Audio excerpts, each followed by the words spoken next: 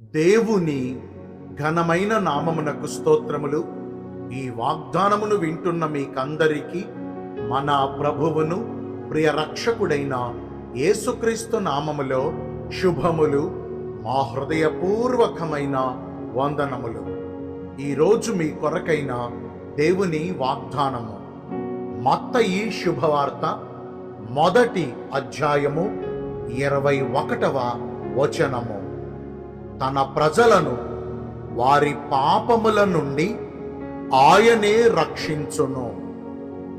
మంచి దేవుడైన యేసయ్య ఈ మంచి వాగ్దానమును నేడు మనందరి జీవితములలో నెరవేర్చునుగాక. ఆమేన్.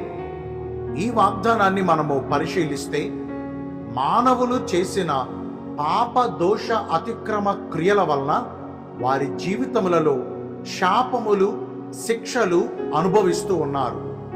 మనం అనుభవించే ఈ నష్టాలు, మనం అనుభవించే ఈ దుఃఖాలు, మనం అనుభవించే ఈ వేదనకరమైన జీవితాలు, వీటన్నిటికీ గల మూల కారణము మనము చేసిన పాపములే. అవునంటారా కాదంటారా?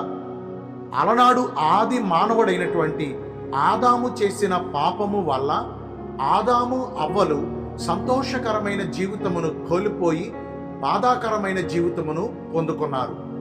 ఉల్లాసవంతమైనటువంటి అనుభవాలు కలిగిన ఏదేను తోట నుండి వారు వెలివేయబడి దుఃఖకరమైన ప్రయాసతో కూడిన జీవితాన్ని, శాపగ్రస్తమైన జీవితాన్ని వారు భరించారు.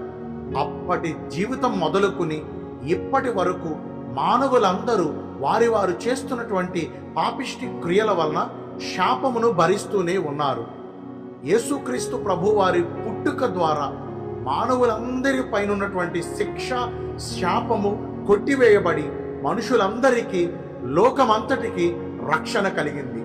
అందుకనే యేసుక్రీస్తు ప్రభు వారిని లోక రక్షకుడు అని మనం పిలుస్తూ ఉంటాము.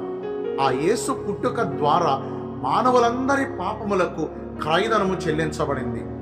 పితృ పారంపర్యాచర్యమైనటువంటి మన వ్యర్థమైన ప్రవర్తనను మనము విడిచిపెట్టినట్లుగా వెండి బంగారముల వంటి క్షయమైన వస్తువుల ద్వారా మనము విమోచించబడలేదు. ప్రభు అయిన యేసుక్రీస్తు వారు చిందించిన అమూల్యమైనటువంటి, నిర్దోషమైనటువంటి ఆయన రక్తము ద్వారానే మనము పరిశుద్ధులుగా చేయబడ్డాము, మనము విమోచించబడ్డాము.